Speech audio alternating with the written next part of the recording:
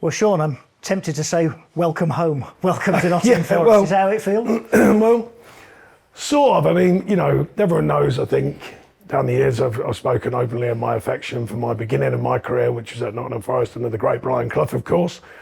Didn't quite forge my way into the first team. Had 3 good years there as an apprentice, a young pro, and learnt so much. And fond memories of wandering down the Trent with Del Boy running past your feet and hearing the boss's voice in the distance. But all them legendary players at that time, Stuart, Pearce and Nigel Clough, Desi Walker. I mean, some of the younger players I played with, Gary Charles, I'm still in touch with. Obviously, Tony Loughlin, who made 2 appearances, scored 1. Fair play to him. Billy Mercer was on loan here as well. And then obviously Ronnie and Stoney speak for themselves with their history of the club. And, it's a strange thing to be back, but it's a very good thing, a very pleasing thing, and something that, I'm hoping to do well at. I was going to say, how does it feel to hear the words Sean Dyche, Nottingham Forest head coach?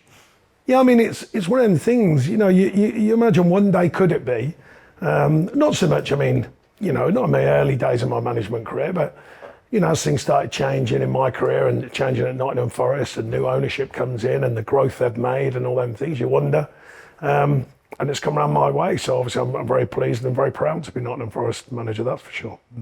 And your first impressions? I mean, the training facilities have changed a bit from walking down the side of the Trent. It's one of them. I mean, obviously I've watched games, I've managed in games here, but at the City Ground, but I've watched games there, and some things always strike me as being the things I remember are still intact before we go on to all the change. The A block's still the A block.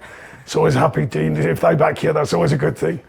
The Trent End's still, in my mind, the original Trent End. I can still see it and imagine the noise coming out there. I think the difference in the crowd, everyone makes noise. I must say the atmosphere at the City Ground has been amazing when I've been down there, both as a manager and when I've been supporting. And the club have been very kind to me in that respect. When I was out of work, I've always been welcomed here. And then you add in all the changes. I mean, the training ground, the last time I was here even, it was under Stevie Cooper. I popped in for a coffee. And Stephen Reid was there, him and Andy Reid, people I know, so I popped in for a coffee and it was on its way to changing then. The changing rooms at the ground, the social areas at the ground. I mean, there's been so many improvements. Of course, on the pitch, that's a different thing, but just the structure of what they do here and the way they've changed it has been miraculous, really, over a number of years. And as you mentioned, I know you've been closely affiliated with the club, even if not actually employed by the club like you are now, and seeing them play regularly. What have you made of what's happened with Forest over the last 4 years or so, and how do you now take the next step with them?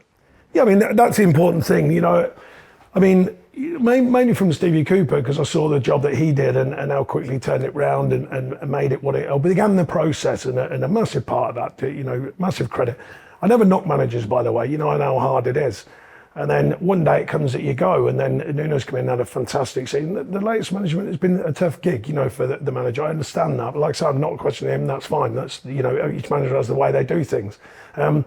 But certainly over them years, I've noticed what they've done. And like I say, the growth in the club off the pitch with the financial backing, the growth in the club on the pitch with some of the performance they've had, some of the great moments they've had. But then, of course, culminating in a big season last season, it's to be respected because what a fantastic season. I thought they were excellent last season. I've already told the players, marvelled at some of their performances, both individually and collectively, and the atmosphere around the City Ground. And we certainly want to get back onto that front foot, if you like, in old football terminology, and hopefully give the crowd something to cheer about and bring them back and reconnect. I don't think it's far away.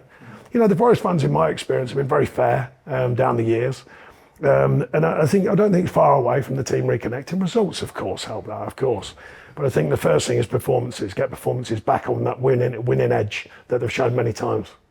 Yeah, because that support, that atmosphere, that unity has been a feature, hasn't it, over the last 3 or 4 years? How important is that for you to kind of bring the fans on a ride with you, if you like? Oh, very important. I mean, the first couple of seasons up, it was a challenge, and many teams have had that, you kind of get towards the end and saying, come on, then get it done, and they have done. And then to have that, fantastic season last season, it's catapulted the club into new thinking again, and dare we all dream, of European days and all the rest of it, But there's still a lot of work to be done, it still is a work in progress, to become that bona fide. I mean, when I was here in the, at late age, 87 to 90, I was here. I remember that team then were regularly finishing the top 4, 6 of the the old First Division then, winning trophies or certainly battling to them, getting to semi-finals and, winning the Littlewoods trophies it was then and the likes. So we're not quite there yet, and I think the club know that, and I think the fans know that. But building that momentum, and obviously it's just lost its way a little bit, and we've got to try and recorrect that, of course. But the same group of players, some new signings, moulding that together and make it a really offensively powerful team, which has been, while you have that defensive base, which they've done so well at, certainly under Nuno. I was going to say that, your kind of style, a Sean Dyche Nottingham Forest team, what does it look like? There's a stat, I'm sure, which you'll hate, I'm sure, That's a good one.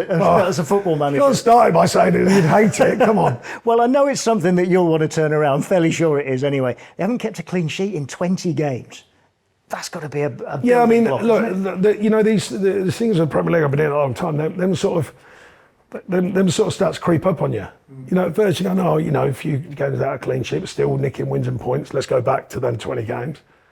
And then all of a sudden you go, hang on a minute, the solidarity amongst the group and how the base that I call it to work from was so effective. And then it just maybe softens a little bit. Not necessarily as a group, maybe the odd mistake here, and you get the odd unlucky one. So, yeah, that's certainly something we have to correct, of course. And I know the players are aware of that. Lots of talk about set pieces and the like. So the basics have always got to be in place. You know, strong, fit and organised is a good start point. But of course I want the players to have the freedom to go and play. I've already had a meeting with them today, expressed that. I think there's some talent here for sure. So how can we find that balance? You know, the risk and rewards of going forwards to score goals and hopefully excite the crowd.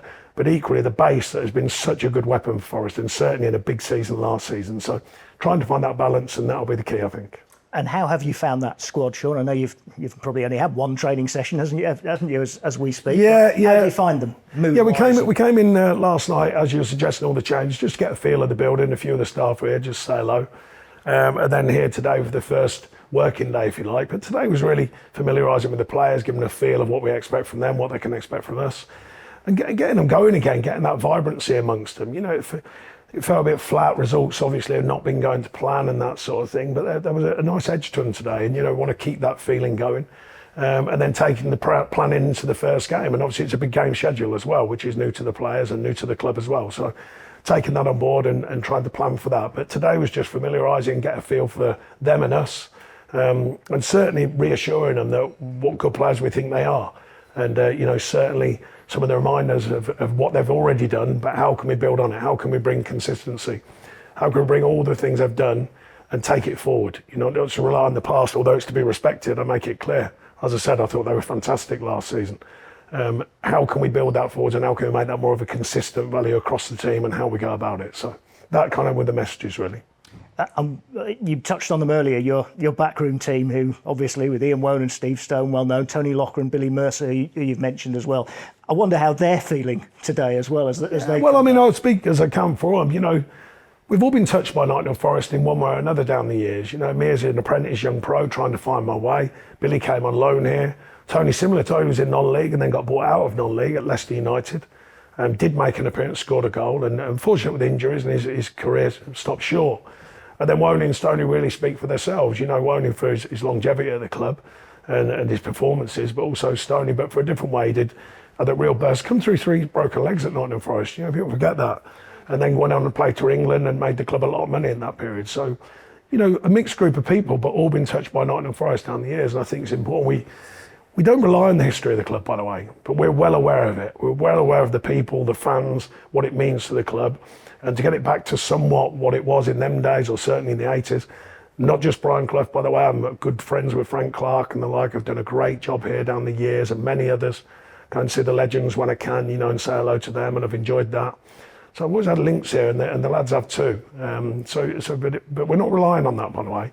But I think it's nice for us to get back here on a completely different animal that it is now, and have a chance to play our little part in the fabric of the club, in the history of the club. And certainly there's no managers bigger than this club, or certainly not bigger than Brian Clough was, that's for sure. I don't think anyone would dispute that. But certainly, you know, to have our chance to do well by the club, and hopefully we're remembered for doing well by the club as well. And it must be, it must give you a little head start almost, mustn't it, rather than going into a club that you don't necessarily know, which I know for a lot of football managers is the case. Yes, some players go back, of course they do as managers, but on a lot of occasions you're kind of going in somewhere cold. How much of an advantage do you think it does give you and the other lads we've spoken? Well, I can only hope the advantage gives you. The fan base knows we care. They must do, because of our history. You know, you can't have all these connections and not care. That's for sure. So we want to care for the club, the fans, players, staff, but also the badge. You know, and try and protect the badge, because it's a big badge down the history of football, and it's got its own history, quite obviously. So I'd like to think that would be certainly a given, really, because we do care and we want to do well. But really, it's just to try and safeguard the club at this time. You know, it's gone into an awkward period, and it's our job to bring it out of that awkward period. Not just mine, the staff, the players, all reconnecting, finding their way forward to get results, and then hopefully the fans will come quickly onto the back of that as well, and I'm sure they will. Have you got a message for them, those fans? Do you know what? Only to keep supporting, because they've had a tough time recently. But I've been here for many years, on and off. You know, through the journey from when I was 16, right the way through to now. I've been here as a supporter in the sense of, you know, coming to watch Woney and Stoney play and the likes. I've been here as assistant manager and a coach. I've been here as a manager, and now I'm here as the manager. So I know there's a value in the supporters about the club and the badge. So all I can do is hopefully play my part, and that's what we want to do. We want to play our part, secure what's going on here, and hopefully build on that. We're going to talk more about Porto we are tomorrow. Got some homework to do. You get ready for a big game. Yes. But just finally from me, a word about the very tragic news this week that's happened regarding Stuart Pearce, of course, a legend of this club as well, and the tragic passing of his son. Have you got a message for the Pearces? Just that he's a good friend of mine, and you know, for him and his family, awful, as you say, tragic times, and I can only wish them well in the sense of coming through this period, and our heart and thoughts go out to them all. Thank you, Sean. Thank you. We wish you well. Thank you. Thanks a lot.